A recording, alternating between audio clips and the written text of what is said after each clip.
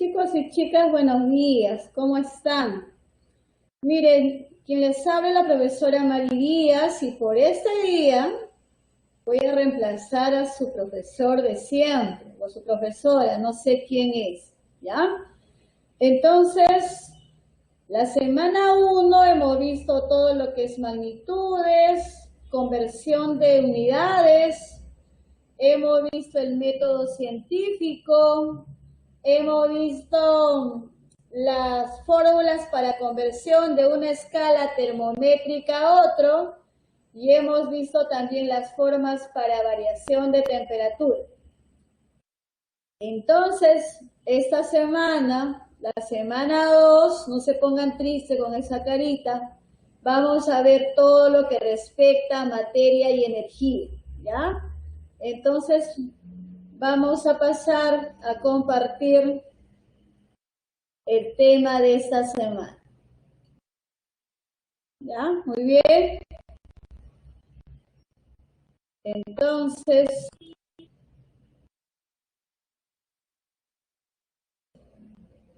la semana 2 es materia y energía, el tema. Habíamos dicho que la química es una ciencia pura que va a estudiar ¿a quién? Va a estudiar a la materia. ¿Qué estudia la materia? La materia, por definición, es todo aquello que ocupa un lugar en el espacio, por lo tanto, es susceptible a ser medido. La materia tiene dimensiones, ¿no? Podemos medir la masa, el volumen, la temperatura, la densidad, el calor específico, entonces la materia tiene dimensiones. Impresiona nuestro sentido, lo podemos ver, podemos tocar, saborear, oler. El aire no lo vemos, pero sí lo percibimos cuando tomamos el oxígeno.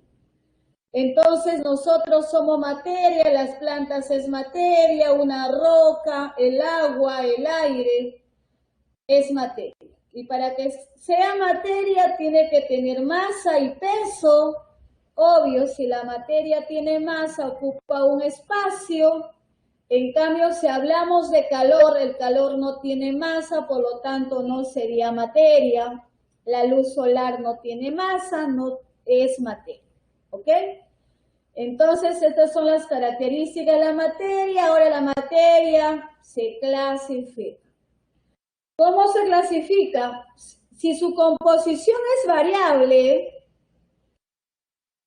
se le llama mezclas. Pero si su composición es química o definida, se le llama sustancias puras.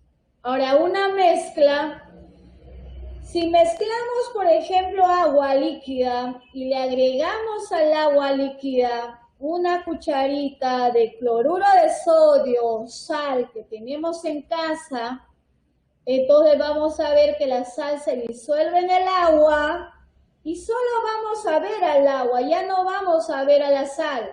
Entonces, cuando juntamos dos o más sustancias y observamos una fase, eso es una mezcla homogénea o solución. Un ejemplo, tenemos el vinagre no tiene fórmula, toda esa mezcla no tiene fórmula. Y en cambio, si mezclamos arena con agua, estamos observando en este recipiente que está formando dos fases, entonces es una mezcla heterogénea. Las sustancias puras, si están formadas por dos o más elementos, como el caso del agua está formado por dos elementos, hidrógeno y oxígeno, en cantidades definidas, porque aquí hay dos átomos de hidrógeno y uno de oxígeno, estaremos frente a un compuesto. Pero si solamente hay un solo elemento o un solo tipo de elemento, vamos a hablar de una sustancia simple o elemental. Como ejemplo tenemos el grafito, ¿no? El grafito que es la composición de nuestros lápices. Entonces ahí tenemos un alótropo del carbono junto con el diamante, ambos son carbono puro. Entonces todo el trozo de grafito está hecha no de un átomo de carbono, de muchos átomos de carbono. Entonces, las mezclas pueden ser homogéneas si solo presentan una fase, heterogéneas si presentan dos o más fases, mientras que las sustancias puras pueden ser compuestos que se representan mediante fórmulas químicas y sustancias simples que se representan mediante símbolos químicos. ¿Ok? Entonces, esa es la clasificación de la materia. Se clasifica en mezclas y sustancias puras. Las mezclas pueden ser soluciones o mezclas homogéneas, mezclas heterogéneas y las sustancias puras, compuestos o elementos químicos. Para afianzar más sobre la clasificación de la materia, lo hemos desdoblado, por ejemplo, aquí sustancia pura, que pueden ser monoatómicos o poliatómicos, nos dice. En el caso del cobre es monoatómico porque hay un solo átomo, de la plata igual. En cambio el oxígeno es diatómico. Si tenemos el ozono, por ejemplo, el ozono está formado por 3 átomos de oxígeno, pero sigue siendo elemento químico o sustancia simple o elemental. El nitrógeno aquí es un gas que es diatómico, ¿no? Entonces, poliatómico ya cuando tiene 2 átomos a más. Puedo tener S8, que es el azufre rómbico, pero igual en este caso sigue siendo elemento químico. Aquí hay 8 átomos de azufre, pero es el mismo elemento, entonces no hay problema. Sigue siendo sustancia simple o elemento químico.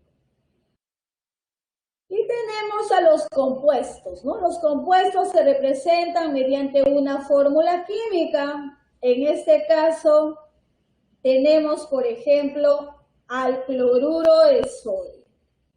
Está formado por sodio y cloro. Esta es la fórmula del cloruro de sodio. Recuerden que las sustancias compuestas se representan mediante fórmulas químicas. Ahora, esta sustancia compuesta se puede separar, sí. Los métodos son químicos. ¿Por qué el método es químico? Aquí tenemos un ejemplo de la electrólisis de esta sal, cloruro de sodio fundido. ¿Por cómo se ha fundido?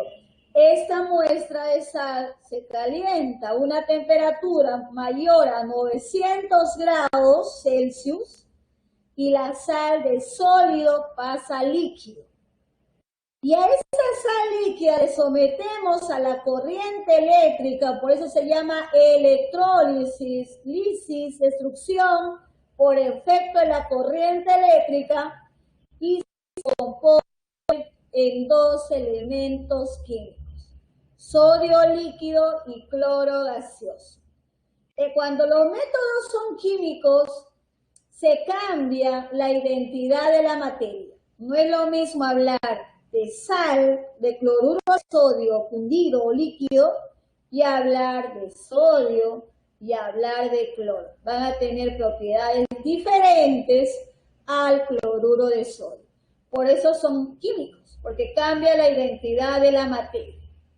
Las sustancias compuestas sí se pueden separar, profesora, y los elementos químicos o sustancias simples no se pueden separar. ¿Por qué? Porque ese elemento químico, por ejemplo, oro, plata, grafito, ya está a nivel de átomos. Y el átomo es la mínima parte en la que la materia se puede dividir. Ya es simple, más no se puede dividir. Hasta donde mantiene su identidad la materia es hasta nivel de átomo. Ojo ahí. Ahora vamos a ver a las mezclas. Hay mezclas que forman una sola fase cuando se juntan 2 o más componentes. Se le llama mezclas homogéneas o también se le dice soluciones. Ejemplo, aquí tengo soluciones en estado líquido. El vinagre y el agua oxigenada. El vinagre está formado por ácido acético y agua. el agua oxigenada por peróxido de hidrógeno y agua. Aquí nosotros no vemos los solutos, porque él sería el soluto, y en el caso del ácido acético sería el soluto. A quien nosotros apreciamos en el vinagre a simple vista es al disolvente. No observamos el soluto. Igual en el agua oxigenada, observamos, en este caso al disolvente, no observamos al peróxido de hidrógeno porque sus moléculas son pequeñitas, muy, muy pequeñitas. Tenemos una mezcla homogénea o solución en estado de gas como el aire. El aire es una mezcla de gases, nitrógeno, oxígeno, hidrógeno y otros gases nobles. Es una mezcla homogénea o solución. Tenemos una mezcla homogénea o solución que se le conoce también como aleaciones en el caso del bronce. Está formado por cobre y estaño. Muchos de ustedes confunden el bronce como elemento químico, pero no es elemento químico. Es una aleación, es una mezcla homogénea o una solución en estado sólido. Otro ejemplo de aleación, por ejemplo, el acero. El acero es una mezcla de carbono con hierro. Otra aleación, por ejemplo, es el atón. El atón es una mezcla de cobre con zinc. Entonces, no confundir que estas aleaciones son mezclas homogéneas o llamadas también soluciones. Entonces, si yo voy a ver una sola fase, eso es una mezcla homogénea. Las mezclas no tienen fórmula química. El vinagre no tiene una fórmula. El agua oxigenada tampoco. Pero sí sus componentes sí tienen fórmula, ¿no? Entonces la mezcla no tiene. El otro tipo de las mezclas son las mezclas heterogéneas. Si observamos que una mezcla es heterogénea porque vemos dos o más fases, más que una fase. Algunos lo vamos a observar a simple vista y otros lo vamos a observar con la ayuda de un microscopio. Por ejemplo, agua y arena, vemos dos fases, una ensalada de fruta, vemos varias fases. El granito es una roca, ustedes están viendo aspectos blanquecinos y oscuros, o sea, no es homogéneo. Una piedra será lo mismo, una heterogénea, la madera, el concreto. Entonces se visualiza que todas las partes tiene diferentes fases, ¿no? No es lo mismo. El granito, llevado de una manera microscópica, está hecha de cuarzo y níquel. Ahora, entre las heterogéneas, ustedes hay que conocer a las famosas suspensiones. Las suspensiones dice, agítese antes de usar. Por ejemplo, antes de beber, debemos agitar el yogur. ¿Por qué? Porque si está en reposo se separa. ¿Qué más? Por ejemplo, hay jarabes que te dicen, agítese antes de usar, como la milanta. Tienes que agitar para que toda la mezcla se haga uniforme. Cuando te preparas algunos jugos o los jugos que venden en las cajitas de Tetra Pak, también dice, agítese antes de usar. Tenemos también a los famosos coloides, aquellos que son tan pequeñitos sus partículas que muchas veces lo podemos confundir como homogéneo. Un ejemplo es la leche, por ejemplo, la sangre, la gelatina, la mayonesa, son ejemplos de algunos coloides, pero son mezclas heterogéneas. No los vemos, digamos, nos podemos confundir como una fase, pero no. Vistas al microscopio, se separan, ¿ok? Entonces, en la mezcla heterogénea vamos a ver dos o más fases. Un ejemplo clásico, agua con aceite, por ejemplo, ¿no? Estos no se juntan, se separan. Entonces, esos son las mezclas, que pueden ser homogéneas o heterogéneas, ¿ok? Muy bien. Ahora, las mezclas se pueden separar, profesora, sí se pueden separar. ¿Y por qué los métodos son físicos? Porque lo único que yo voy a hacer es separar en sus componentes sin cambiar la identidad de la materia. ¿Y por qué los compuestos, profesora, se separaban por métodos químicos? Porque sabíamos que cuando el cloruro de sodio le pasamos corriente eléctrica, nos dan sustancias distintas, diferentes, como sodio y cloro en estado de gas. Aquí lo único que vamos a hacer es separar esa mezcla. ¿Por qué? Porque cuando mezclamos dos o más sustancias, cada componente en la mezcla mantiene sus propiedades. Entonces, si yo mezclado agua con sal, el agua mantiene sus propiedades y la sal mantiene sus propiedades. ¿Y los puedo separar? Sí. Entonces, por eso son métodos físicos. Un ejemplo de separación, de mezcla, es el tamizado. Aquí como ejemplo he puesto que teníamos frijolitos mezclados con lentejitas. Entonces, ¿qué se ha utilizado? Un tamiz, que por el tamiz ha caído la lentejita y las partículas más grandes han quedado en el tamiz, ¿no? O colador. ¿Qué más puedo separar ahora? Podemos separar, por ejemplo, arena con grava. ¿La arena qué es? Partículas finas de minerales, una mezcla heterogénea.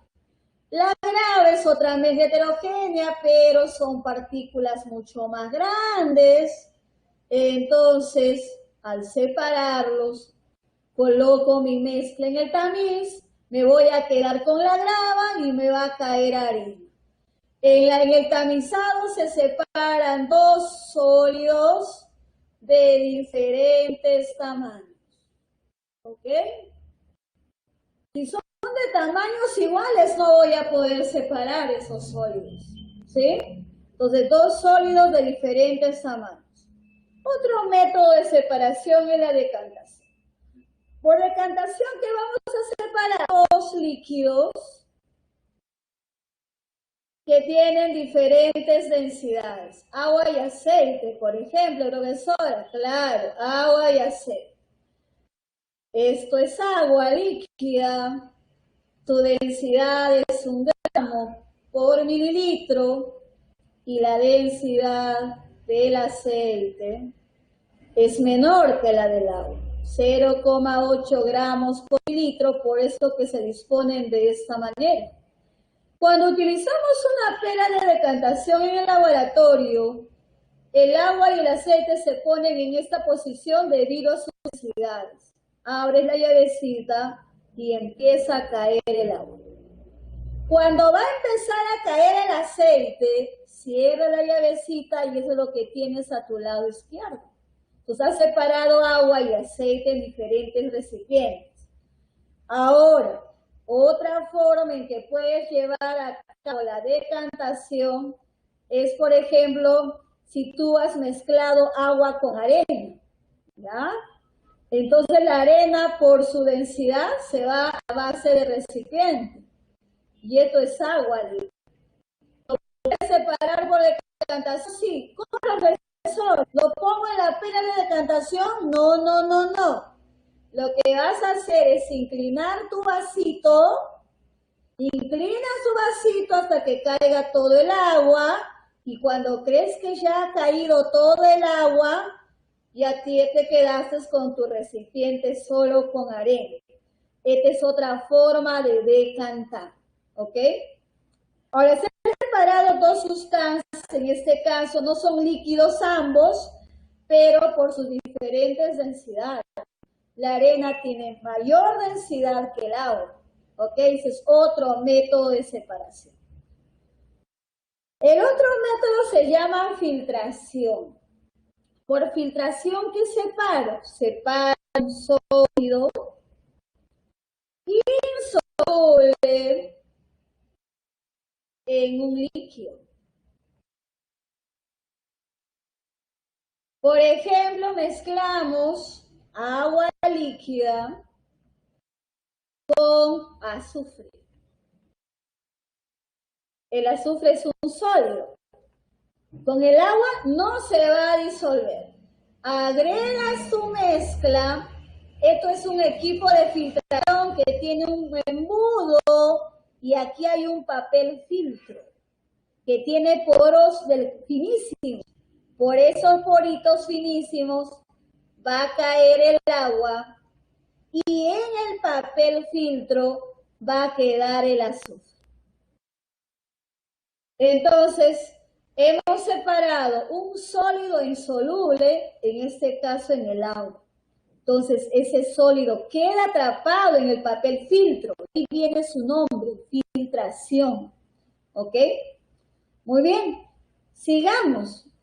Otra forma de separar mezclas es mediante la destilación.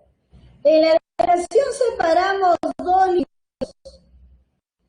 líquidos que tienen diferentes temperaturas de ebullición. Profesor, ejemplo, agua líquida con etanol o alcohol etílico líquido. Entonces, ¿qué sucede aquí? El agua hierve a 100 grados Celsius y el etanol lo hace a 78 grados Celsius. Entonces, cuando yo tengo esta mezcla de agua y etanol, lo voy a llenar.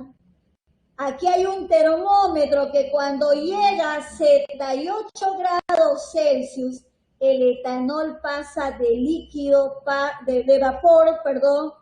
En este caso el etanol pasa de líquido, pasa a vapor y en este tubo refrigerante ese vapor se enfría y cae gotitas de alcohol etílico o etanol. A los 80 ya no hay etanol. Retiro mi recipiente, retiro este matraz Erlenmeyer y el agua alcanzando los 100 grados Celsius pasa de líquido a vapor, es enfriado en este tubo refrigerante y tengo agua destilada. Entonces he separado dos líquidos por sus diferentes temperaturas de ebullición. Eso es una destilación. La siguiente es evaporación, ¿no? En este caso, tengo una cápsula de porcelana donde ahí dice cloruro de sodio y agua y vapor. Aquí el tipo de ejemplo que tengo sal líquida, le he agregado sal con cloruro de sodio en estado sólido, se disuelve. Tengo una sola mezcla, coloco en la cápsula de porcelana y se evapora para el agua. Y aquí en la cápsula de porcelana me va a quedar, en este caso, el cloruro de sodio o sal en estado sólido otra vez. Eso es una evaporación. Si no quieres agua, puedes poner azúcar. No hay problema. Ahora, cuando nosotros hemos separado estas sustancias, ¿ha ocurrido un cambio de identidad? No. Por eso es físico. Entonces, lo único que hemos hecho es separar en sus componentes. ¿Ya? Separar en sus componentes. Ahora, otro ejemplo de método físico de separación es la imantación. En la imantación nosotros vamos a utilizar un imán. ¿Ya? Vamos a utilizar un imán. ¿Y el imán a quién atrae? Sustancias ferromagnéticas como el hierro, el cobalto, níquel. Vamos a suponer que yo tengo una muestra donde tengo arena más limaduras de hierro.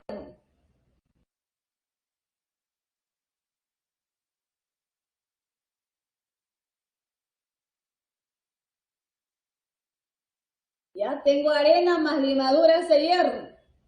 Entonces, ¿qué sucede? El imán, ¿a quién va a traer? Va a traer a las limaduras de hierro. ¿Ya? Me va a traer las limaduras de hierro. Y voy a tener arena aparte y las limaduras de hierro aparte. ¿Eso cómo se llama? Se llama imantación. Entonces, aquí voy a traer el imán, sustancias, el hierro, el cobalto, el níquel. Si te dice acero, también. ¿Por qué? ¿El acero qué cosa es? Es carbonato con hierro. Entonces, el acero también puede ser atraído por un imán. Sí, el acero también puede ser atraído por un imán. Entonces, eso es la imantación. Otro método de separación, en este caso de mezclas, donde cada componente mantiene sus propiedades, donde cada componente mantiene su identidad. ¿Ok?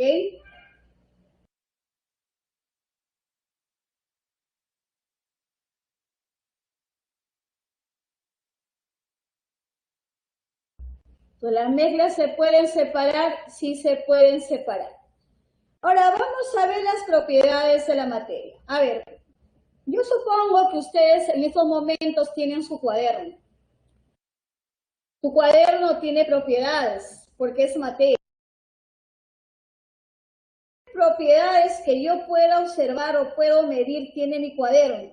Observables puedes decir su color, puedes decir forma, puedes decir su estado físico, y si quieres medir, puedes medir su longitud, puedes medir su masa, puedes medir su densidad, puedes medir su volumen.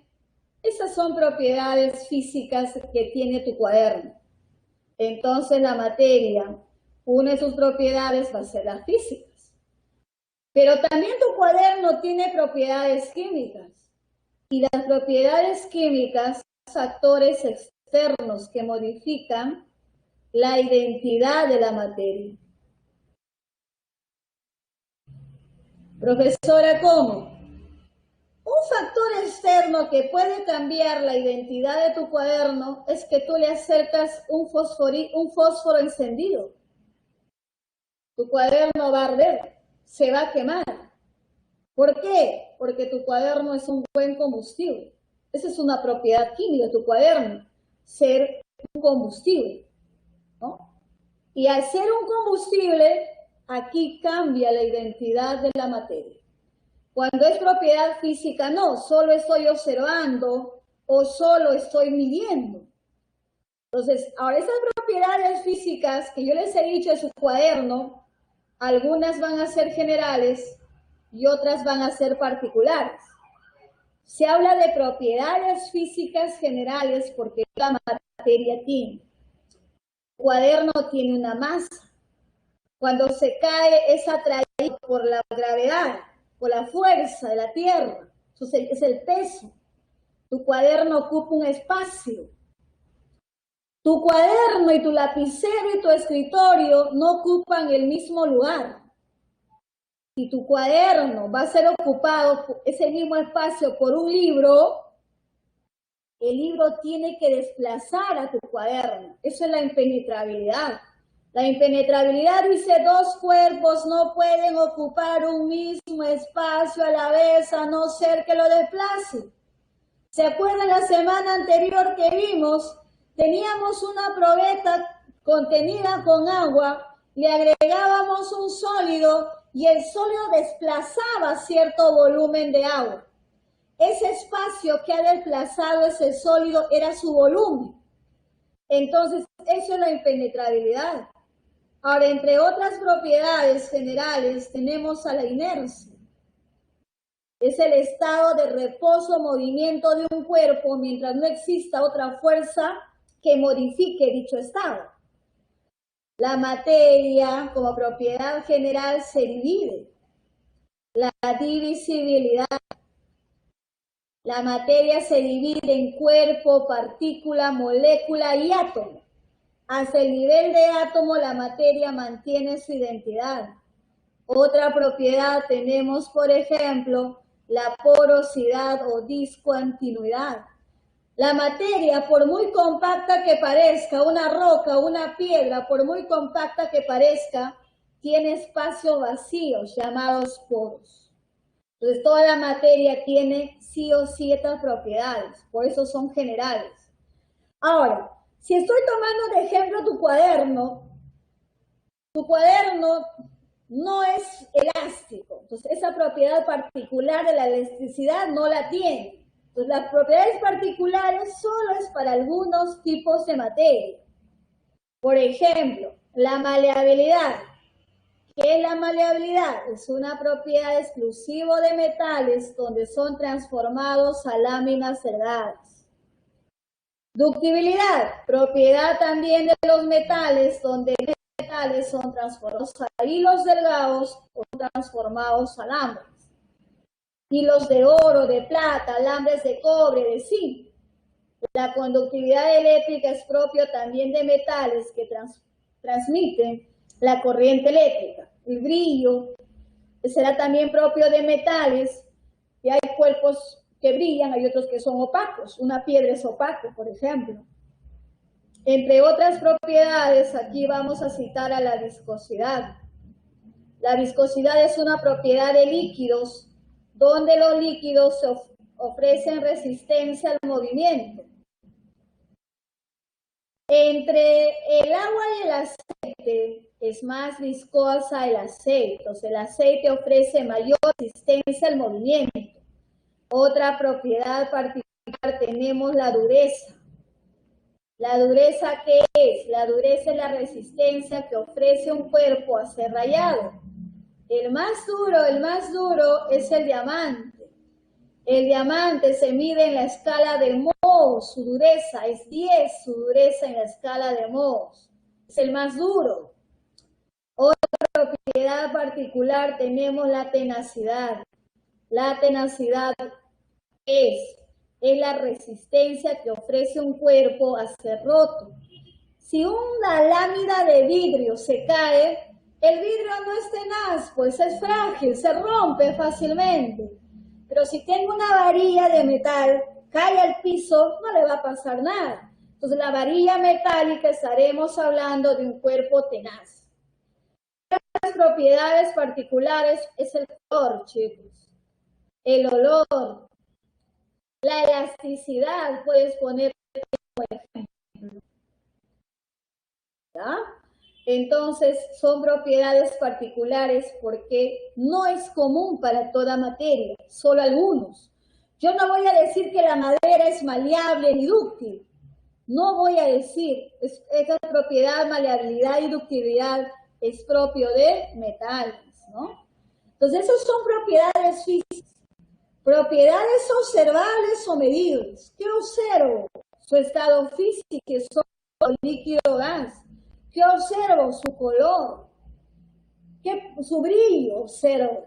¿Qué mido? Puedo medir su masa, su volumen, su dureza, su viscosidad. Puedo medir.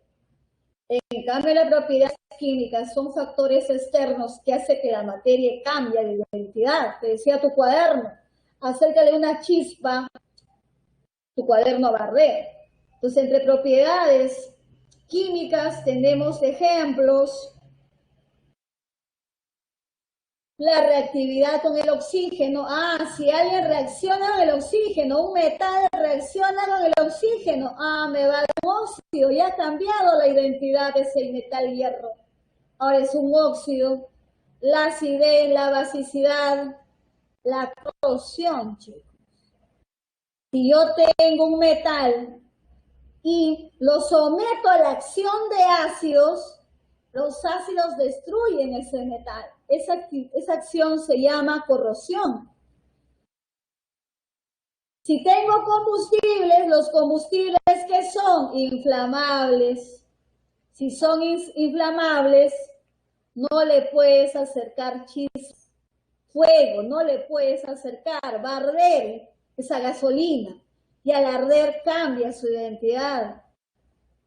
Tu cuaderno, ¿qué era? Un buen combustible, profesora. Entonces, otra propiedad química, combustibilidad. ¿No? Y aquí puedes agregarle en la oxidación. Los metales se oxidan porque están en contacto con el aire. Son formas en que la materia va a cambiar su identidad. Tiene que haber factor externo. Si yo tengo un metal, ese metal lo cubro bien, lo pongo en un recipiente que no esté en contacto con el aire, con el oxígeno del aire, no se va a oxidar. Pero si lo pongo libremente, está en contacto con el oxígeno, se va a empezar a oxidar. Entonces ya va cambiando su identidad. Entonces, esa es la diferencia entre propiedades físicas y propiedades químicas. ¿Ok? Las físicas son propiedades observables o medibles y las químicas son factores externos que va a hacer que la materia cambie de identidad. ¿Ya? Ojo ahí. Diferencia una propiedad física de una propiedad química, por favor. Siguiente. Las propiedades físicas pueden ser, o sea, las propiedades generales y particulares ahora se pueden clasificar en extensivas y en intensivas. Extensivas como masa, peso, volumen, longitud. Intensivas como punto de ebullición, densidad, conductividad eléctrica y viscosidad. En español, ¿qué quiere decir, profesora? Cuando se trata de una propiedad extensiva de la materia, quiere decir que las propiedades dependen de la masa. ¿Ya? Dependen de la masa, de la cantidad de materia. Y si hablamos de extensiva, chicos, no dependen de la masa. No dependen de la cantidad de materia.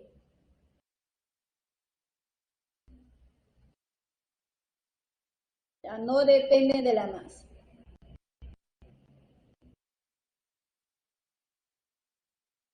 Ejemplo, una extensiva. La inercia, por ejemplo, ¿ya? A ver, con la inercia. Vamos a suponer, chicos, que yo tengo una roquita de 5 kilogramos. ¿Ya? Y tengo otra roca, de 100 kilogramos.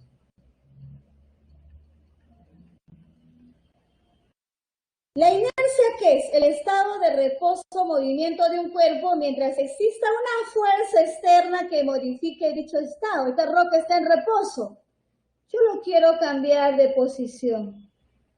Agarro mi roquita de 5 kilos. Muy bien, ya está. La cambié de posición. He aplicado una fuerza y su masa no me ofrece mucha resistencia y la cambié. ¿Y ustedes creen que yo voy a mover la roca de 100? No voy a poder.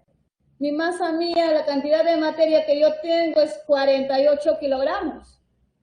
No voy a poder mover pues 100 kilos. ¿Quién me ofrece resistencia a cambiarla de posición? Su masa. Entonces, ¿la inercia de quién depende? La cantidad de materia. Menos masa me ofrece menos resistencia a ser cambiado de posición, pero mayor cantidad de materia me ofrece mayor resistencia. Necesitaré ayuda, ¿no? Para moverlo. También puede ver su volumen en este mismo ejemplo. ¿Quién ocupa menos espacio? El que tiene menos materia, menos cantidad de materia. ¿Y quién ocupa más espacio? El que tiene mayor cantidad de materia. Igual va a pasar con la masa, con el peso, longitud. Yo tengo una tela de 20 metros. ¿Qué pasa si lo divido en 20 partes? El valor de longitud va a variar porque está relacionado también con su masa. Si yo voy a dividir en esa tela de 20 metros en 20 partes de 1 metro, el valor de la longitud, ahora de cada metro, está relacionado con la cantidad de materia. Y así va a suceder con el área, con la masa, con el peso. Y profesora intensivas, a otra propiedad extensiva, chicos, acá, la capacidad calorífica. La capacidad calorífica, por ejemplo, yo voy a poner de ejemplo un vasito con agua y una piscina con agua. El vasito con agua, para aumentarle la temperatura, no necesitará mucho calor, porque es un vasito con agua. Pero si es una piscina con agua, ahí hay mayor masa. Para calentar toda esa piscina, tendrá que absorber mayor cantidad de calor. Entonces, ahí está interviniendo la masa. Y la forma de capacidad calorífica es la masa por el calor específico. ¿Ok? A ver, aquí, intensiva. A ver, profesora, punto de ebullición, ¿por qué? Ya, vamos a ver. Yo tengo en un recipiente, tengo 1 litro de agua. Si hay 1 litro de agua, hay 1 kilogramo de agua. Recuerden que la masa del agua es igual a su volumen. Y tengo otro recipiente donde no hay 1 litro de agua, hay 10 litros de agua. Hay 10 litros de agua, hay 10 kilogramos de agua. ¿Sí? Y profesora, ¿y cuál es su temperatura de ebullición? Si está a una misma temperatura, una misma presión ambos. Si está a una temperatura de 25 grados Celsius y una atmósfera de presión, ambos líquidos, ya su temperatura de ebullición en ambos es 100. ¿Tiene que ver algo la masa? No tiene que ver nada la masa con respecto al valor de la temperatura de ebullición del agua. Por eso es una propiedad intensiva. Su valor no tiene nada que ver con la cantidad de materia. Profesor, ¿y la densidad? Con la densidad igual, similar. La densidad aquí del agua, habrá 5 kilos de agua. Si está a 25 grados Celsius y una atmósfera de presión, será 1 gramo por litro. Y si acá hay 10, hay mayor masa, igual, 1 gramo por mililitro. ¿El valor de la densidad tiene que ver con la cantidad de materia? No, no tiene que ver con la cantidad de materia. Por eso es una propiedad intensiva. Lo va a pasar con la conductividad, con la viscosidad. Pues, por ejemplo, si gusta la dureza. Si yo tengo 100 gramos de diamante y 500 gramos de diamante, y el diamante es el más duro, ¿cuál es la dureza, profesor, en ambos? Igual es 10. ¿La masa tiene que ver con la dureza? No, no tiene que ver nada con la dureza. Otro es el calor específico. El calor específico es la transferencia del calor, ¿no? Pues el calor específico no está relacionado a la masa. También puede decir propiedad intensiva. Si quieres, ponle aquí la maleabilidad, la ductibilidad, ¿no? Como propiedades intensivas que no van a depender de la cantidad de materia, pero las extensivas sí. La masa o la cantidad de materia tiene mucho que ver. Entonces, en la intensiva, no, para el valor no interviene la masa, ¿ok? Entonces, estas propiedades físicas, porque todas estas son propiedades físicas, se van a clasificar. Aquellas que dependen de la masa serán extensivas y las que no dependen serán propiedades intensivas, ¿ya? Entonces, ojo ahí. Sigamos. Los estados de la materia. ¿Por qué hay 3 estados de la materia? ¿A qué se debe? Se debe a las distintas fuerzas. En el estado sólido predomina la fuerza de atracción o cohesión, es más la repulsión. En los líquidos, las fuerzas de atracción o cohesión son similares a la repulsión. Y en los gases, las fuerza de repulsión es mayor a la atracción. Estas fuerzas, ¿qué hacen? ¿Qué determina? La disposición de sus partículas. En este caso, las partículas, los sólidos, como un cubito de hielo, como tu cuaderno, están juntas, solo vibran. Por eso los sólidos tienen forma y volumen definido.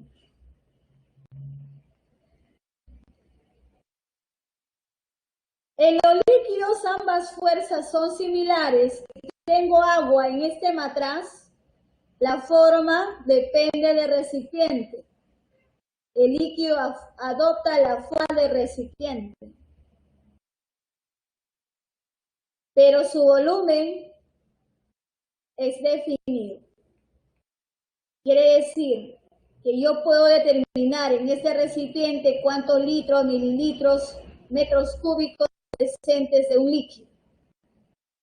En los gases, como predomina las fuerzas de repulsión, las moléculas están separadas, se mueven a grandes velocidades. Los gases está determinado la condición de sus moléculas por la presión y la temperatura. Entonces, como las fuerzas de repulsión son grandes, dejan grandes espacios entre molécula y molécula. Por eso que los gases son comprimibles. Quiere decir que pueden reducir su volumen por efecto de la presión, cosa que no va a ocurrir en líquidos ni en sólidos, solo en gases. Los gases, debido a la fuerza de repulsión que predomina, tienen forma y volumen variable.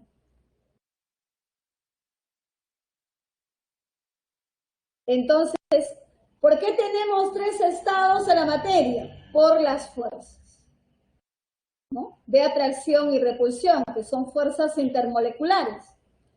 Ahora, profesora, ¿y el cuarto estado, el más abundante, plasmático? En el plasmático no hay fuerzas intermoleculares. En el plasmático se habla de plasma, y el plasma, ¿qué es? Es una mezcla de iones. Puede haber cationes y aniones, que se encuentran a altísimas temperaturas, como en las estrellas. En el núcleo de una estrella aproximadamente tenemos 20.000 grados Celsius de temperatura, ¿no? En el magma de los volcanes, en el núcleo de la corteza terrestre, y en esa situación está el estado plasmático. Entonces, estos son los tres estados de agregación de la materia que van a depender de las fuerzas intermoleculares de atracción y repulsión. Ahora, la materia cambia de estados, de sólido a líquido, de líquido a gas y así sucesivamente. Estos cambios de estado dependen del movimiento de partículas y dependen de factores como la temperatura y la presión. El cambio de estado de sólido a líquido se llama fusión. Un ejemplo de fusión, tú puedes poner la fusión del hierro. Profesora, ¿cómo el hierro va a pasar de sólido a líquido? Calentarlo aproximadamente 1538 grados Celsius y tienes hierro fundido, hierro en estado líquido. Y si ese hierro se enfría, otra vez vuelve a estado sólido. Ese cambio de estado se llama solidificación. La vaporización es el cambio de estado de líquido a gas. Tú puedes poner de ejemplo la ebullición del agua. El agua líquida va a pasar a vapor. Y de vapor a líquido se llama ese cambio de estado, se llama condensación. En cambio, si yo tengo un gas, por ejemplo, gas nitrógeno gaseoso, cuando pasa a nitrógeno líquido, ese cambio de estado se llama licuación. ¿Vapor y gas son iguales? No, no es igual. Generalmente los gases se dan a condiciones normales de temperatura y presión. El vapor no. Entonces, ahí hay que diferenciar cuando estamos presentes a una licuación o a una condensación. Licuación tiene que ser de gas a líquido y condensación de vapor a líquido, como ocurre en el agua. ¿Ok? Y tenemos el cambio de estado de sólido a gas, sublimación. Puedes poner sublimación de la naftalina. Ejemplo, sublimación del hielo seco. Aquí la materia no pasa por el estado líquido, de frente pasa de sólido a gas. Y al revés, sublimación inversa de gas a sólido se llama también deposición o compensación. Por ejemplo, cuando cae precipitaciones en forma de nieve. Si tú te vas a escalar el Himalaya, te cae nieve, no te vas a mojar porque en ningún momento la nieve pasa al estado líquido. Y granizo, el granizo es una forma de solidificación. No hay que confundir ahí. Entonces aquí van a ver cambio de estado, donde la materia absorbe calor para pasar de un estado a otro. Por ejemplo, el metal, si va a pasar de sólido a líquido, tiene que absorber energía, endotérmico. Cuando el agua va a pasar de líquido a vapor, la vaporización también es otro endotérmico. Y cuando va a pasar la naftalina de sólido a gas, tiene que absorber calor, también es endotérmico. Y al revés, son exotérmicos. ¿Cómo? La solidificación. Teníamos hierro líquido, para que pase a sólido, tiene que enfriarse. Entonces, si se va a enfriar, es hora de su rezo, ¿no? Si se va a enfriar, eso se llama solidificación y se cambia de estado. La licuación igual, la condensación igual. El agua que está en vapor para pasar a líquido tiene que enfriarse. Por eso son exotérmicos, porque liberan calor. Igual va a pasar con la nieve, con la sublimación inversa. Para pasar de gas, pasar a líquido, tiene que enfriarse. Entonces los de moradito, fusión, vaporización, sublimación, necesitan ganar calor. Son cambios de estado endotérmicos. En cambio, si fuese solidificación, condensación, sublimación inversa, la materia tiene que liberar calor, tiene que enfriarse. Son cambios exotérmicos. Estos cambios de estado de la materia no cambia de identidad, solo está cambiando ¿qué? Su estado físico, más no su identidad. Muy bien, chicos, van a tener que salir a su receso, ¿ya? Van a salir a receso durante 10 minutos.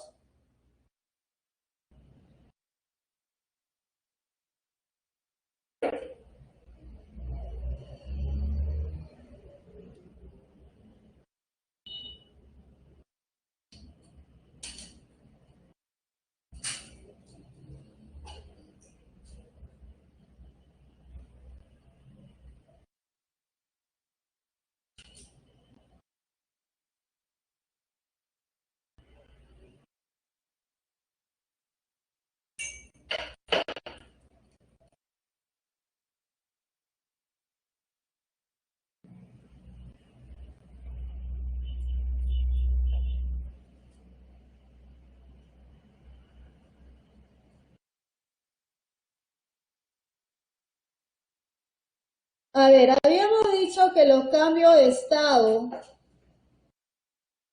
son cambios de estado que son reversibles, ¿no? Porque la materia solo cambia de estado, pero no de identidad.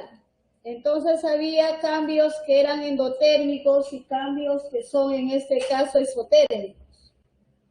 Los endotérmicos son fusión, vaporización, sublimación, donde la materia va a pasar, en este caso, para que cambie de estado sólido a líquido, tiene que absorber calor, ¿no? Por ejemplo, en el hierro, para que el hierro pase de sólido a líquido, tiene que absorber calor, hasta 1538 grados Celsius, y ahí se convierte a líquido.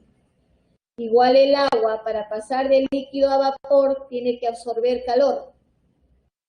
Igual en la sublimación, como la naftalina, el hielo seco, tiene que absorber calor.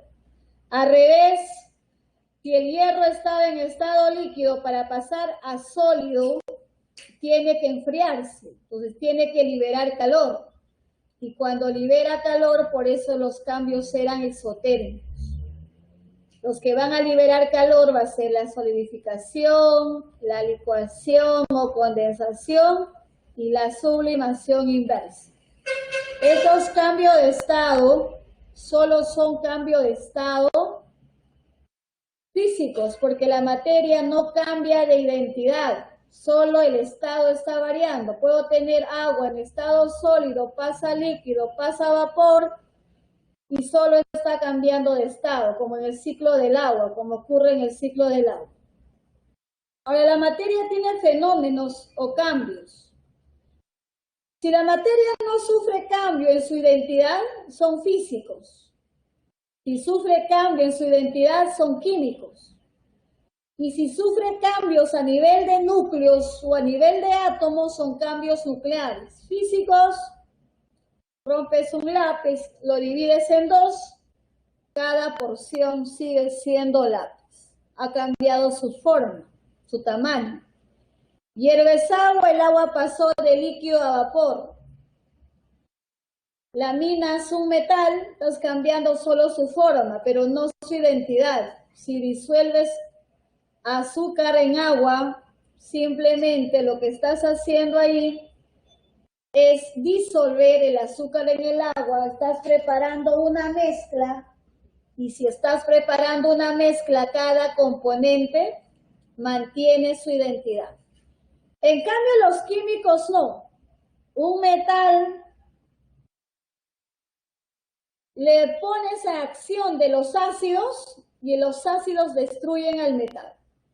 Si has desayunado, está ocurriendo la digestión de los alimentos, son cambios químicos, estamos respirando, cambio químico, la respiración, algo arde, algo se quema, va a cambiar la identidad de la materia, la fotosíntesis también es otro ejemplo de cambio químico. Pueden poner de ejemplo también a la fermentación. Fermentas uva para producir, en este caso, vino. En cambio, en los cambios nucleares hay cambios en la identidad del elemento químico, Por ejemplo, la transmutación de uranio en torio. Tenemos uranio 92, 238. En un reactor nuclear, este cambia torio 90, 234, emite una emisión alfa y genera gran cantidad de energía. Esto, como los átomos son pesados, es un ejemplo de fisión nuclear. En cambio, si los átomos son livianos, estamos hablando de fusión nuclear, ¿ya? Átomos livianos. Entonces, la diferencia entre fusión y fisión, esto lo vamos a detallar mejor cuando trabajemos reacciones nucleares. Entonces, ¿qué hay? Hay cambio en la identidad de un elemento, uranio a 90. Esta fisión nuclear, por ejemplo, es la bomba atómica, ¿no? Para fines bélicos se utilizó en Nagasaki, en Hiroshima, ¿no? La bomba atómica. Entonces, tengo que diferenciar los tres tipos de cambios: los físicos, los químicos y los nucleares.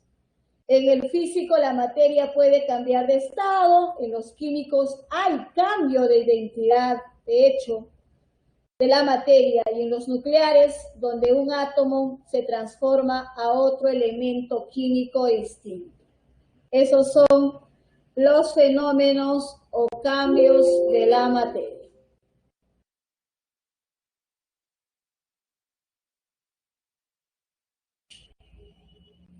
¿La fotosíntesis tiene algún proceso físico? Sí, por ejemplo, va a absorber luz.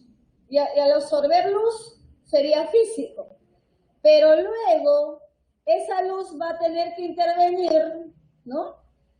Junto con el CO2, junto con el vapor de agua para formar nuevas sustancias como la glucosa. La planta fabrica su propio alimento y no desecha, en este caso, oxígeno, ¿no? Entonces, sí, al inicio sí, proceso físico, pero luego hay procesos químicos, ¿ya?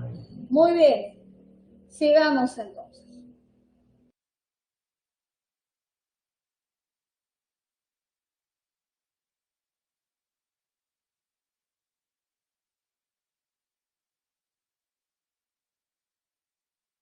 La energía o trabajo, ¿no? Energía o trabajo. Es todo aquello, dice, capaz de realizar o efectuar un trabajo. Solamente aquí para recordar un poco, que la unidad de energía en el sistema internacional es el joules. Y cuando nosotros hablamos de joules, vamos a hablar de que su unidad es kilogramo por metro cuadrado sobre segundo al cuadrado. En otro sistema es el ergios, y hablar de ergios ya no se mide la masa en kilogramos, sino en gramos, y la velocidad centímetro cuadrado sobre segundo al cuadrado. Nosotros lo que nos interesa es esto, para convertir de joules a ergio o viceversa, y para convertir de calorías a joules. En este caso, una caloría equivale a 4,18 joules, ¿no? Entonces, esto es energía, que es la capacidad que tiene un cuerpo para desarrollar un trabajo. La cantidad de calor, si consumimos un pan, ese pan nos va a dar calorías. ¿Calorías para qué? Para desarrollar nuestras actividades diarias. La cantidad de calor tiene también unidades. En este caso, en el sistema internacional, para la cantidad de calor también es el joules, al igual que la energía, y también en otro sistema tenemos a la caloría. Cuando nosotros consumimos, por ejemplo, un empaque de chocolate, ese empaque tiene información de cuántas calorías nos está brindando al organismo. Entonces, la cantidad de calor es la energía o calor que se libera o absorbe en las reacciones químicas o en los cambios físicos.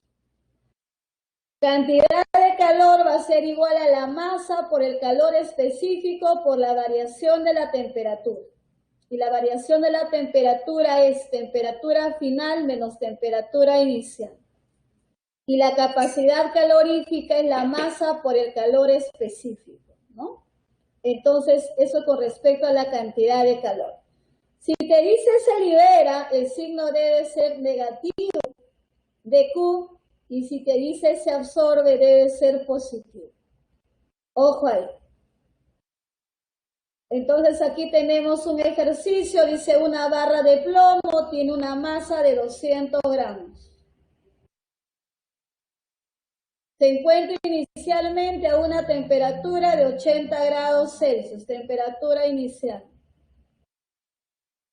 Se introduce en agua, se enfría, liberando en el proceso, cuando dice libera, 180 calorías, menos 180 calorías. Determina la temperatura final en grados Celsius.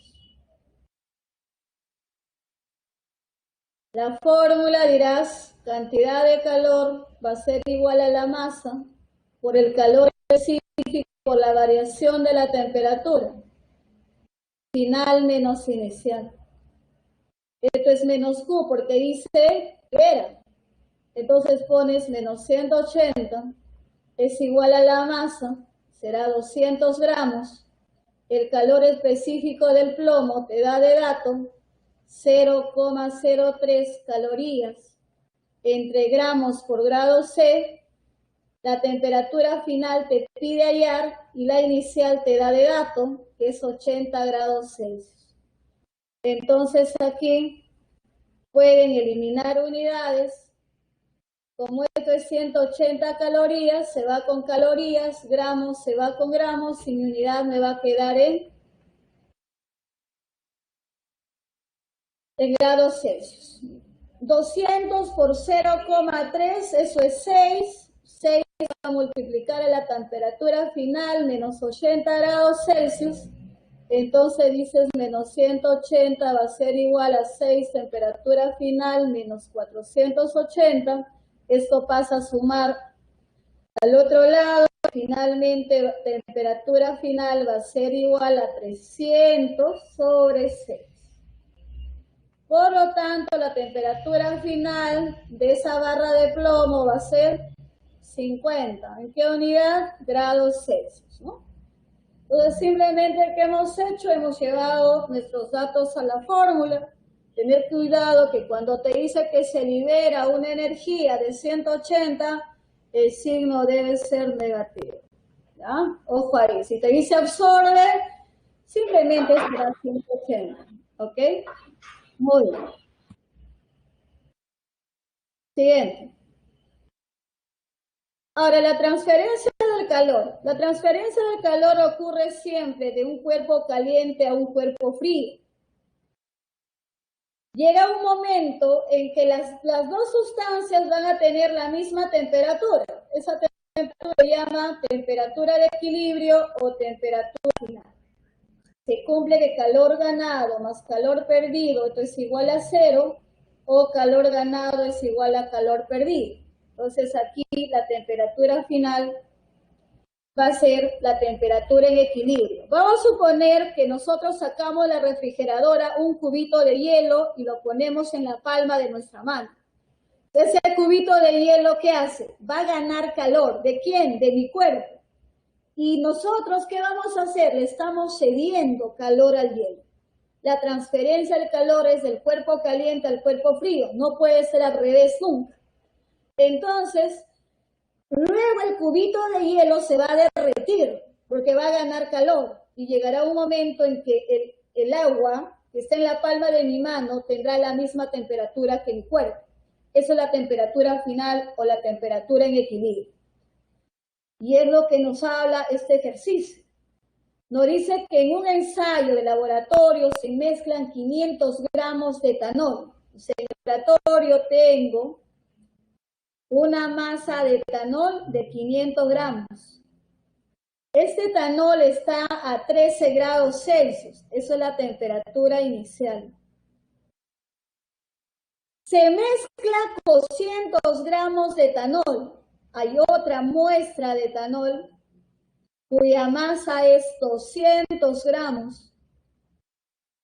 Pero la temperatura inicial es 20 grados Celsius.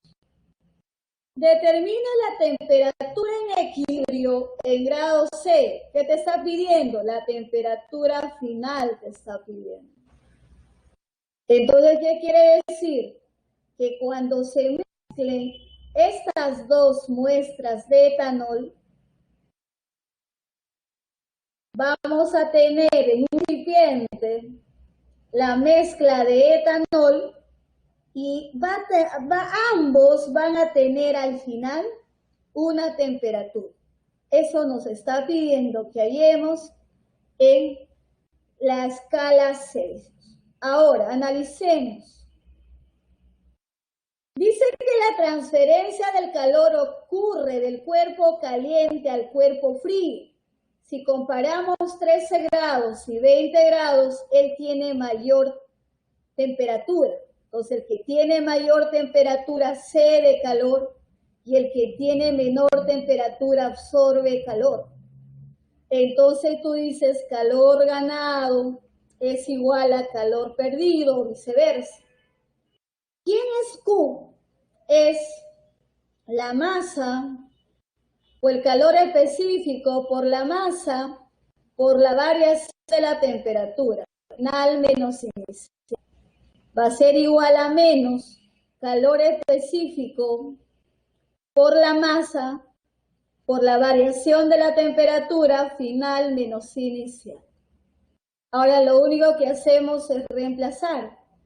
El calor específico del etanol te da de dato que vale 0,58 calorías entre gramos por grado C. La masa de aquel que gana calor es 500 gramos.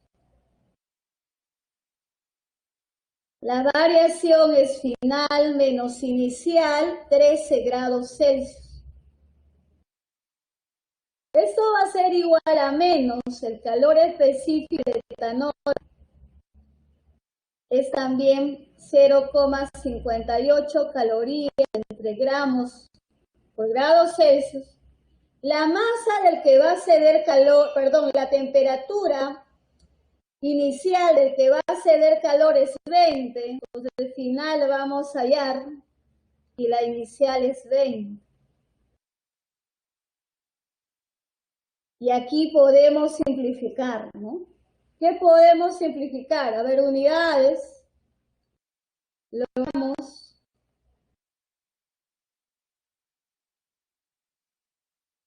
Aquí me faltó la masa, ¿no? Vamos a poner la masa ahí. Acá debe ir la masa. Falta la masa. Entonces, por la masa, en este caso es 200 gramos, faltó. Temperatura final menos 20. Entonces, ahora sí se va a logramos. Y aquí, si ustedes quieren, también pueden eliminar todo el calor específico. ¿Sí? Pueden eliminar todo el... Entonces, ¿qué te quedas? Con 500, temperatura final, menos 500 por 13. ¿Cuánto son 500 por 13?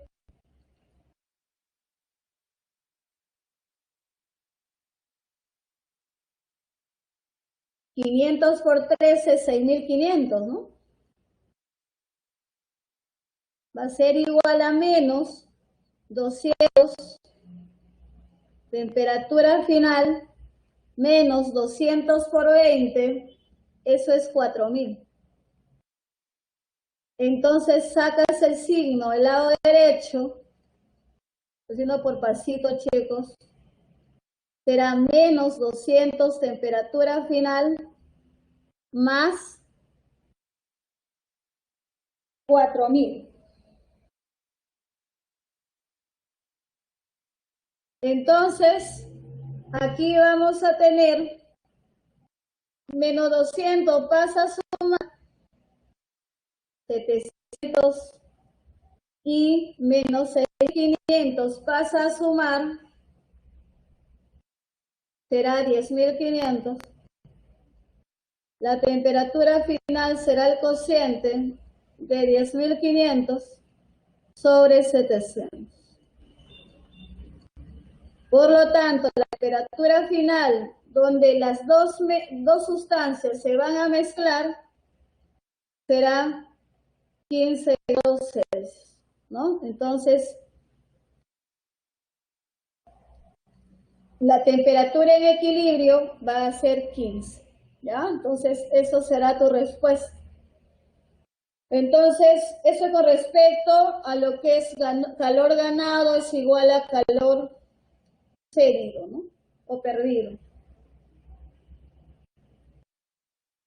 La ley de la conservación de la materia y la energía de Albert Einstein nos dice que la energía es el producto de la masa por la velocidad de la luz al cuadrado. La energía su unidad es el joules o el ergius, la masa en kilogramos o en gramos. La velocidad de la luz puede ser 3 por 10 a la 8 metros por segundo o 3 por 10 a la 10 centímetros por segundo. La velocidad de la luz es 300.000 kilómetros por segundo. Cuando lo conviertes a metro por segundo va a ser 3 por 10 a la 8 y cuando conviertes a centímetro por segundo es 3 por 10 a la 10. Si dice velocidad al cuadrado, todo es al cuadrado, será 9 por 10 a la 16 metro cuadrado sobre segundo al cuadrado. Si esto es al cuadrado, 9 por 10 a la 20 centímetro cuadrado sobre segundo al cuadrado. Cuando te pide la energía o te da en joules, este es el valor que tú debes utilizar para la velocidad de la luz. Si te dice en hercios, este es el valor para la velocidad de la luz ya al cuadrado. Cuando te dicen joules, tu masa siempre debe estar convertida en kilogramos. ¿Sí? ¿Por qué? Porque la unidad de joules es kilogramo para la masa. Y de energía, tu masa debe estar en gramos, ¿no? Entonces, ustedes saben que joules, su unidad es esta. Por eso la masa queremos que esté en gramos. Y si es en hercios, la masa en gramos. Y si es en joules, esto es la velocidad de la luz. Y si es en hercios, esto es la velocidad de la luz ya elevado al cuadrado. Entonces, Albert Einstein nos dice que la materia es energía almacenada y que la energía es materia que se va dispersando. Tenemos un ejercicio aquí, nos dice que un isótopo radiactivo del potasio 40, que determinemos la energía en joules. Quiere la energía en joules. Que se libera cuando se desintegra una masa de 0,5 gramos de potasio radiactivo. Como quiere la energía en joules, esta masa debe estar en kilogramos. Lo convierte. 1 kilogramo tiene 1000 gramos. La masa en kilogramos será 0,5 por 10 a la menos 3 kilogramos. Energía va a ser igual el producto de la masa por la velocidad de la luz. Ya la masa está en kilogramos. La velocidad de la luz que da de dato al cuadrado es 9 por 10 a la 16 metro cuadrado sobre segundo al cuadrado. La energía va a ser 0,5 por 9, 4,5, 10 a la menos 3 por 10 a la 16 sale 10 a la 13 y esto era kilogramos, ¿no? Kilogramos por metro cuadrado sobre segundo al cuadrado, esas unidades el joules.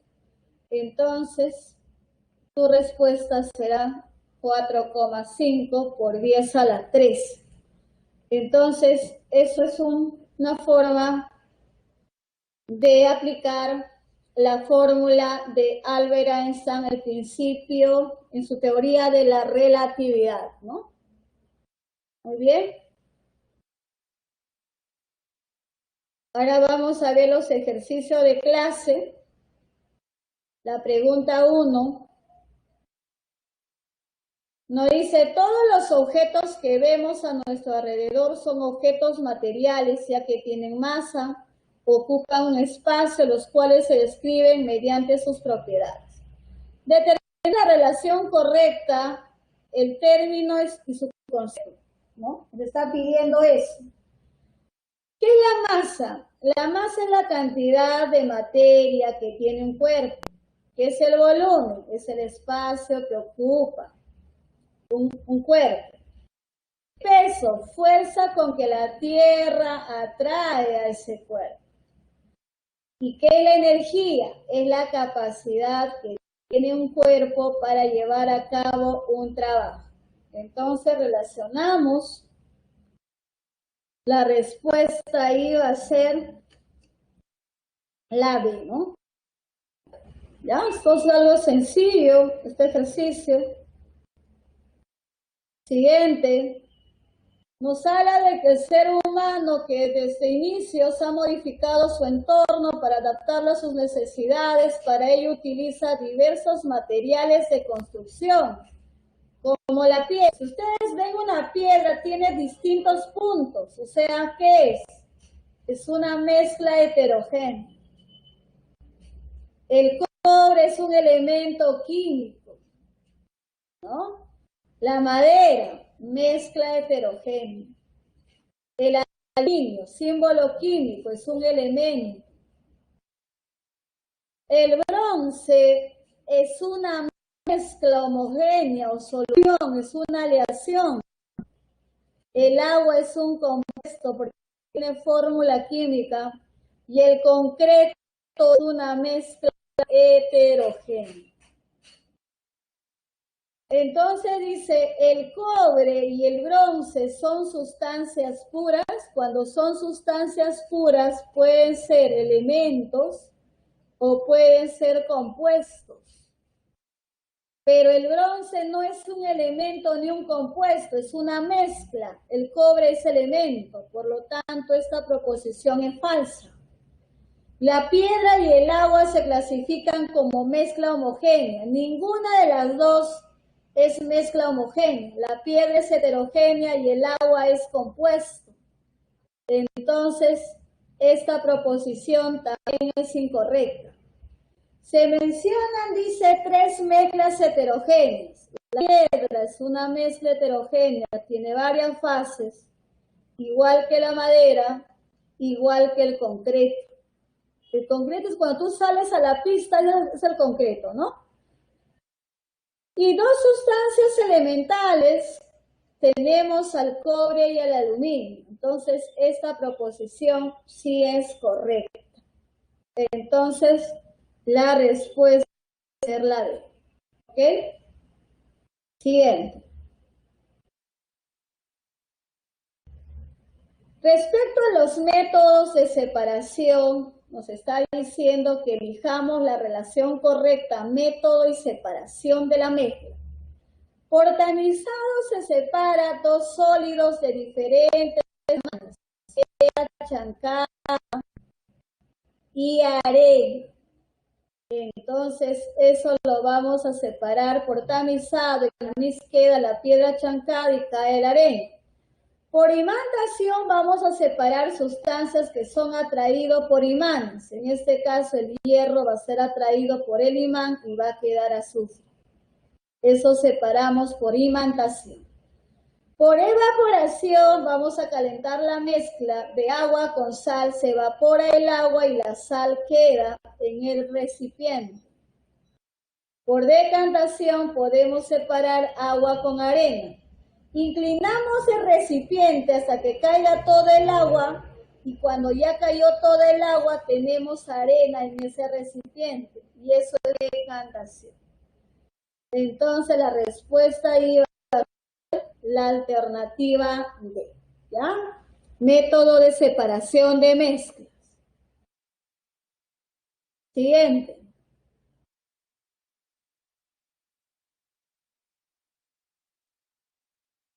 Nos habla del elemento zinc, que es de color gris plateado, funde a 420 grados Celsius cuando se añaden gramos de zinc al ácido sulfúrico diluido, se libera hidrógeno.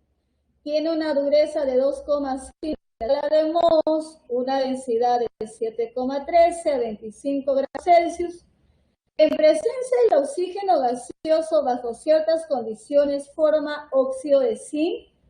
Indique, dice, el número de propiedades físicas y también indique el número de propiedades químicas. Eso nos está pidiendo. Entonces nosotros vamos a ver que las propiedades físicas son propiedades observables o medibles. Analizamos. Cuando el zinc es de color gris plateado, el color es una propiedad física. Cuando nos dice que funde a 400 grados Celsius, es decir, el zinc pasa de sólido a líquido a 400 grados Celsius, eso es su temperatura de fusión, también es una propiedad física. Cuando se añaden granos de zinc al ácido sulfúrico diluido, se libera hidrógeno. Yo les he dicho, los metales están en contacto con los ácidos, van a sufrir una corrosión. Corrosión es con S o con C, chicos, con S, ¿no? Una corrosión. Y cuando dice que libera hidrógeno es porque está produciendo nuevas sustancias. Entonces está cambiando su identidad. Luego seguimos leyendo. El zinc tiene una dureza de 2,5 en la escala de Mohs. La dureza es una propiedad física. Y una densidad de 7,13, la densidad también es una propiedad física. Nos dice que la densidad del zinc a 25 grados Celsius es 7,3. No me vayan a poner la temperatura, porque esa no es propiedad del zinc. La propiedad del zinc es que te está dando referencia a su densidad, que a 25 grados es 7,13. Ojo ahí. Ahora dice que en presencia del oxígeno gaseoso, bajo ciertas condiciones, forma óxido de zinc. Está cambiando su identidad. De zinc ahora es óxido de zinc. La oxidación tiene que ser, obvio, una propiedad química. Te piden cuál es el número de propiedades físicas, sean 4, y el número de propiedades químicas, en este caso, serían 2. Entonces, tu respuesta va a ser la letra A en ese orden, dice respectivamente, ¿no? Entonces, propiedades físicas son propiedades observables o medibles. Propiedad química son propiedades que va a cambiar la identidad de la materia, ¿ya?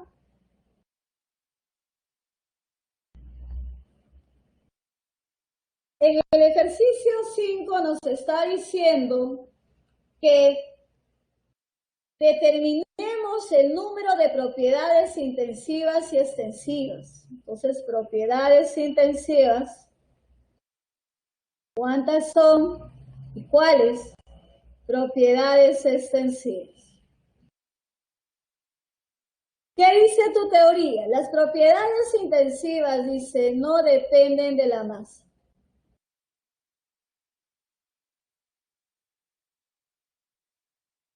Y las propiedades extensivas sí dependen de la masa.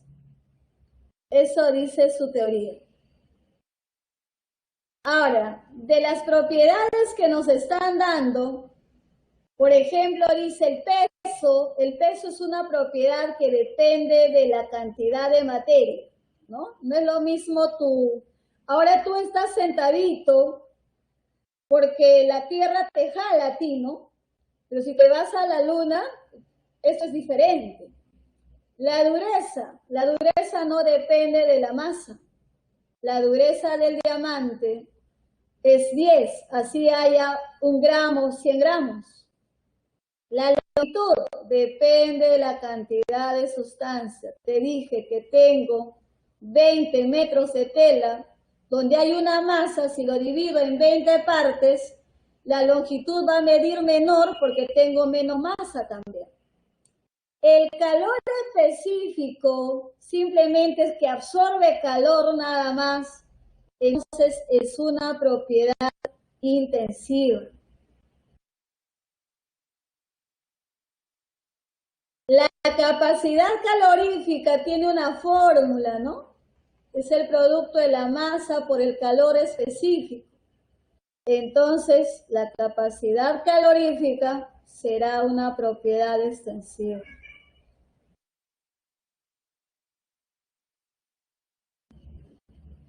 Luego nos dice la conductividad eléctrica, esta no va a depender de la cantidad de materia o de la masa. El cobre, así haya un kilo de cobre, 1 tonelada de cobre, igual va a conducir la corriente eléctrica porque los metales son buenos conductores del calor y la electricidad. Entonces, propiedades intensivas, en este caso, serían 3 y extensivas también 3. Entonces, la respuesta va a ser la alternativa C. ¿Ok? En el ejercicio 6, sobre los cambios de estado, determinemos verdadero o falso, según corresponde. Dice: la formación del granizo se realiza por deposición. Cuando el granizo se va a formar, se hace por solidificación. El vapor del agua se enfría tan bruscamente y estos se van juntando, se van reuniendo y forman bloques mucho más grandes, que es el granizo. La condensación se realiza por aumento de temperatura. La condensación es cuando, por ejemplo, el agua va a pasar de vapor, va a pasar a líquido. De vapor a líquido. Y para pasar de vapor a líquido tiene que enfriarse. Y si se tiene que enfriar, tiene que liberar, en este caso, calor. Es exotérmico.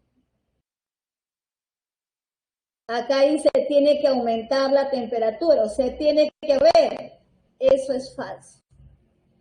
Una bolilla de naftalina pasa al estado gaseoso por sublimación. De sólido pasa a gas por sublimación. Eso es verdad.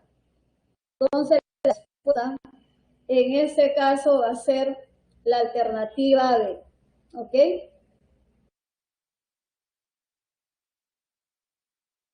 El ejercicio 7 quiere que diferenciemos el tipo de cambios físicos, químicos y si es nuclear. Corrosión de una lata de aluminio. El aluminio va a ser atacado por un ácido. Va a cambiar su identidad. Químico.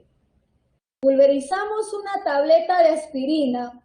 Lo único que vamos a hacer es que la tableta la vamos a convertir en tamaños mucho más pequeños. No ha cambiado su identidad, solo su tamaño, su forma. Si se desintegra uranio, va a pasar a torio. Este es un cambio nuclear. Si la nitroglicerina explosiona, va a cambiar la identidad de la nitroglicerina, por lo tanto es químico, ¿no? Químico. Cuando el gas metano se licúa, quiere decir que el metano va a pasar de gas a líquido. Todo cambio de estado es cambio físico. Entonces la respuesta a esta pregunta va a ser la C. Entonces, si la materia solo sufre un cambio en su estado físico o en su forma, es físico. Y si sufre un cambio en su identidad, es químico. Y si sufre un cambio de convertirse un elemento químico a otro, es nuclear. Ejercicio 8. La energía térmica se define como la energía transferida desde un punto caliente a otro más frío como consecuencia de la diferencia de temperatura. Respecto define la temperatura final en grados Celsius de un bloque de cobre de 200 gramos, que luego de perder 2341, eso es cantidad de calor, como ahí se pierde, le pones negativo. Si su temperatura inicial fue 55 grados Celsius,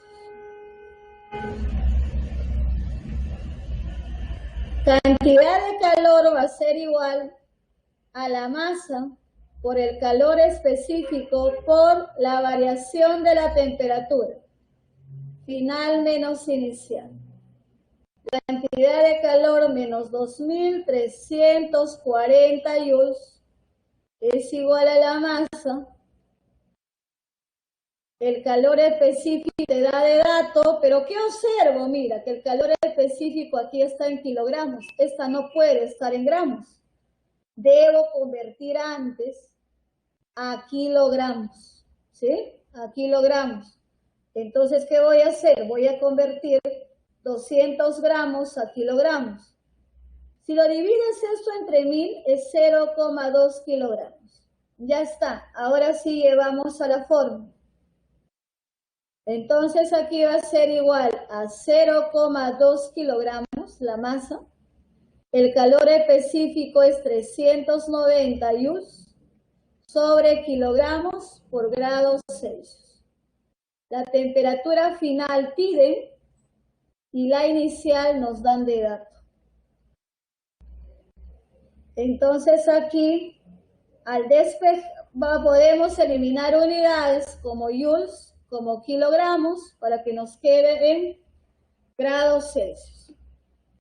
Entonces, estaríamos hablando de 2340, 0,2 por 390, eso es 78, que va a multiplicar a temperatura final menos 55. Entonces, menos 2340 va a ser igual a 78 temperatura final menos 78 por 55 va a ser 4290. Entonces, esto pasa al otro lado con signo cambiado y vamos a tener 1950 sobre 78 temperatura final. Por lo tanto, ese cociente 1950 sobre 78 nos va a dar 25 grados Celsius. Eso sería nuestra respuesta. Nada más, ahí estamos operando. Recuerda que aquí cuando te dice que pierde 2340 joules, debe ser negativo porque está liberando o está perdiendo, ¿no?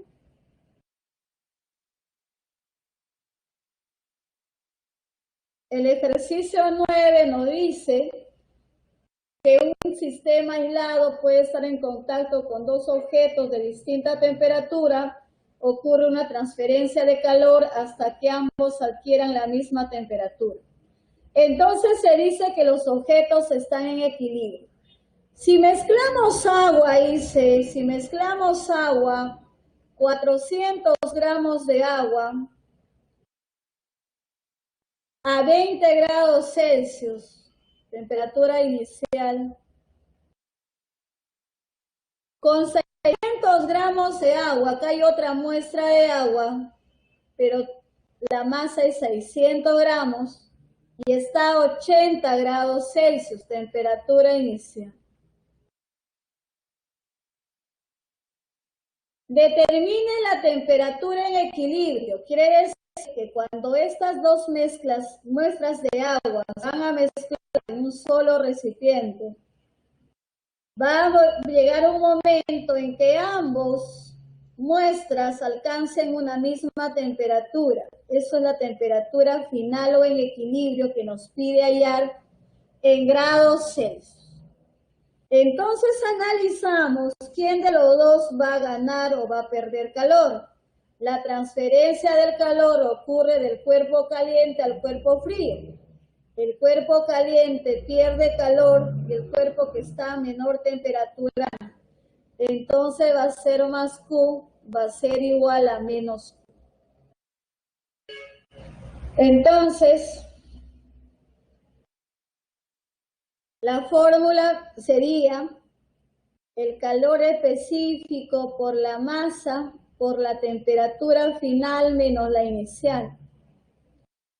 Va a ser igual a menos calor específico por la masa por la temperatura final menos la temperatura inicial.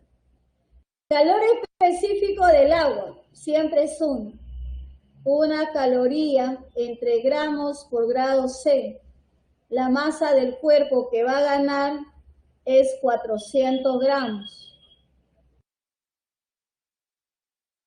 La temperatura final nos pide, la inicial es 20. Va a ser igual a menos calor específico del agua, es una caloría, siempre del agua es una caloría por grado C.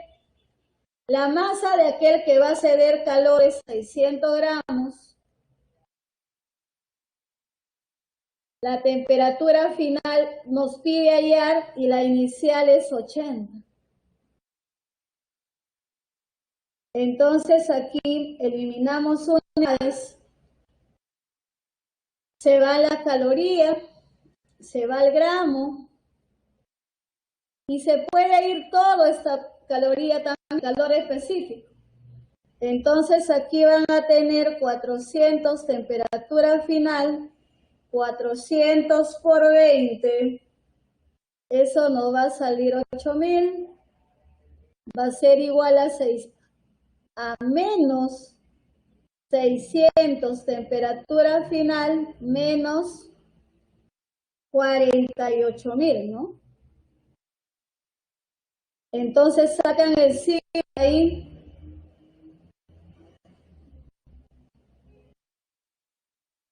Menos 600 TF más 48.000. Finalmente va a ser igual, esto pasa a sumar 48.000 más 8.000, 56.000. Sobre menos 600 pasa al otro lado, es 1000. Entonces la temperatura final va a ser 56 grados Celsius. Esa va a ser tu respuesta. Entonces la temperatura final que ambos van a alcanzar va a ser 56 grados Celsius como temperatura, en este caso en equilibrio.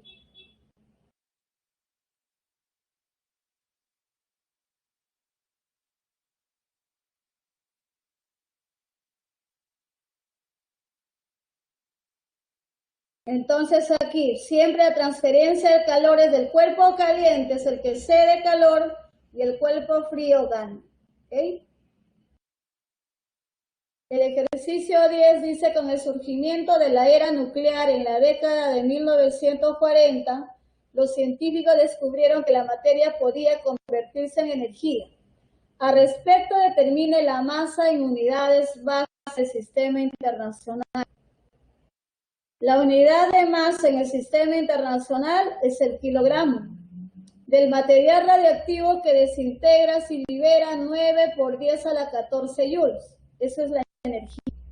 Cuando te dice joules o ergios, es la energía. Entonces, como me pide masa, de mi fórmula, despeja la masa. Despejando la masa va a ser igual a la energía entre la velocidad de la luz al cuadrado.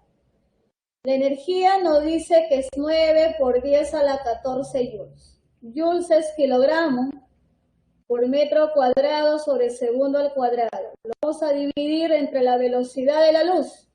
Cuando es joules, es de la velocidad al cuadrado sería 9 por 10 a la 16. Metro cuadrado sobre segundo al cuadrado.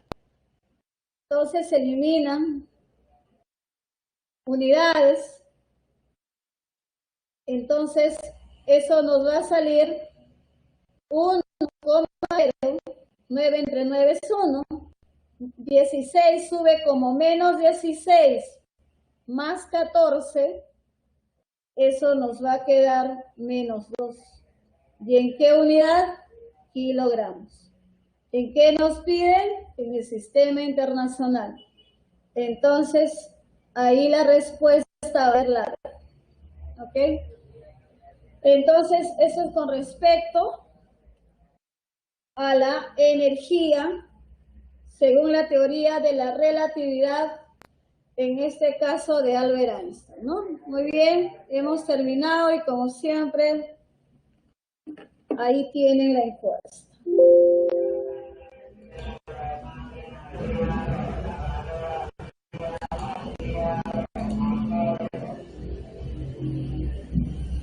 $2,180.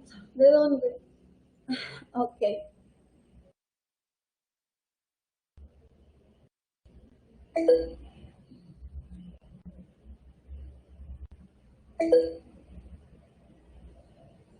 Muy bien, chicos, hemos terminado. Hay teoría que ustedes tienen que seguir internalizando en sus cabecitas para que no tengan problemas ni dudas al respecto, ¿ya? Muy bien, entonces ha sido un gusto estar con ustedes.